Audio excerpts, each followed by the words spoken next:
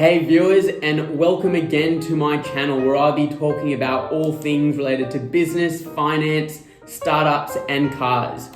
Today's lesson is going to be really useful if you're looking to buy an investment property and want to figure out what your total return is going to be. I'm going to take you through the process of building your own spreadsheet to spit out that return figure very quickly, and as well as take you through some scenarios on how you can use this particular calculator. And just before we get started, I just wanted to reiterate that my comments in this video are general in nature. My comments are also my own opinion and do not reflect that of my employer. So let's get started.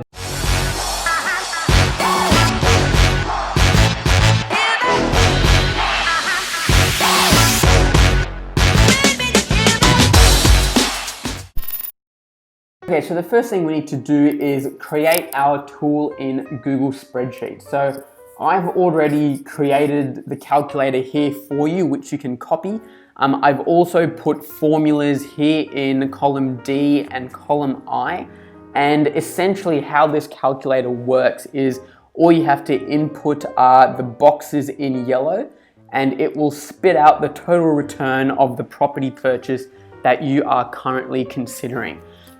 So what I've done, I found an investment property, an apartment here in Sydney, as well as a freestanding house, and we're going to put that particular property into this calculator, and I'm going to show you how to calculate the total return. So as a start, I found this property here in Liberty Grove, 2-bedroom, 2-bathroom apartment, currently for sale for $710,000. The agents usually put down the outgoings of the property, and in this case it is council rates of $280 a quarter. You've got strata of almost $1,500 a quarter and water rates of almost $200 a quarter. So using these figures and market rents for this place, we are going to calculate the total return. So how this spreadsheet works is we input the purchase price. We add about 5% for stamp duty and closing costs, which brings our total closing cost to about $750,000. We also put down a down payment of 20%, which means we're putting down $150,000 and we are borrowing almost $600,000. The rent for this Liberty Grove property is $650 per week. We're also assuming a 10% charge for repairs and maintenance on the rent. We're also putting a 3.5% interest rate from the bank, which is the current market interest rate. Strata per quarter is $115,000 a quarter, and council rates are $280 per quarter. We are also assuming the growth rate on properties historically is 5% per annum. So historically speaking, in Sydney, it has been closer to 10%. So 5% per annum is quite conservative for Sydney.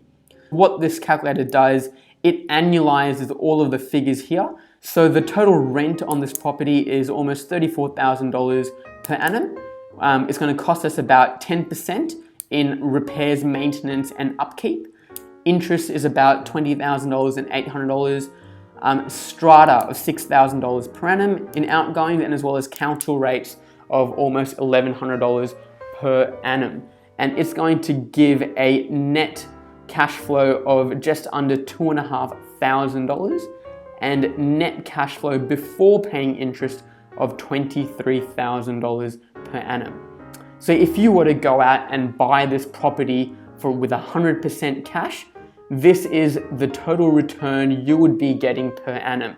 So assuming a 5% capital growth rate for the property per annum, plus the net yield before interest, which is taking the figure from here and dividing it by that figure over there. And that is how you get 3.13%, and adding both of those together is a total return of 8.13%.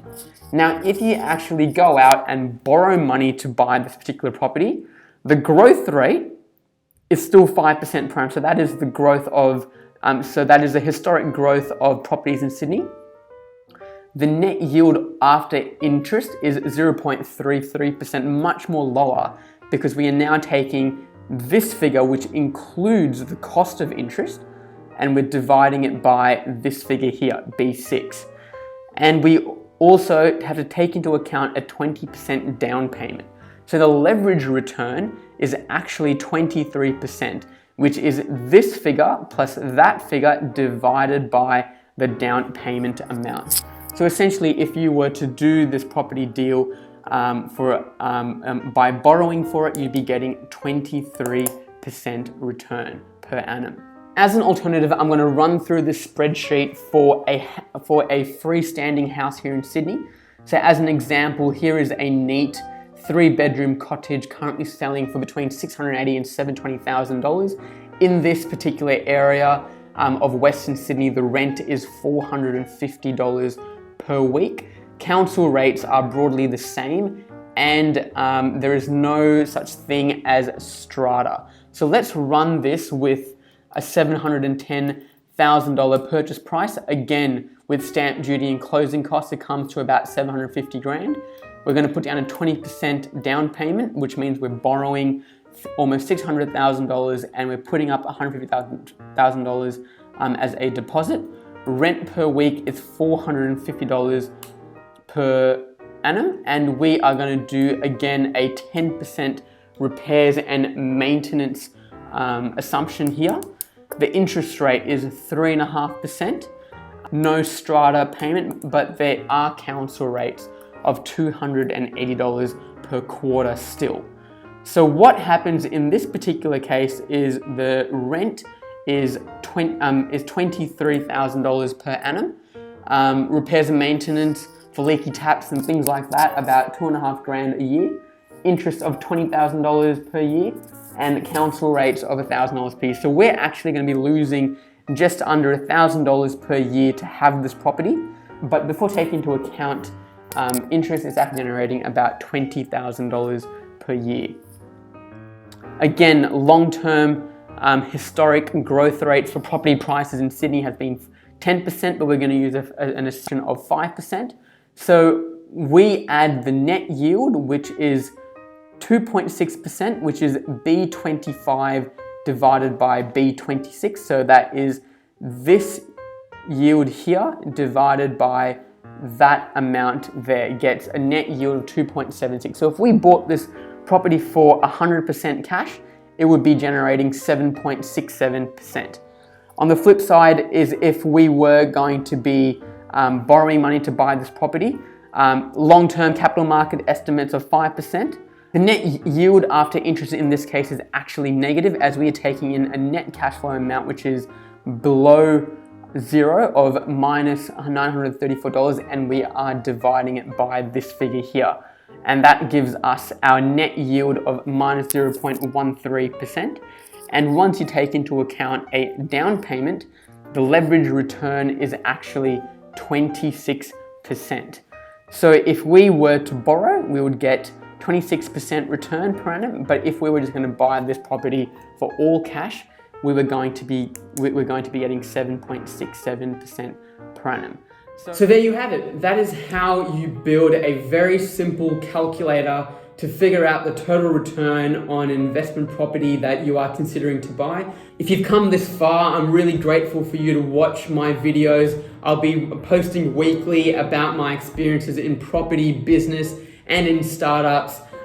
So before you go, please subscribe and comment below if this video was of use to you. And also comment below about what else you'd like to hear from my channel, and I'll make sure that I make a video about it in the future. So thanks again, and until next time.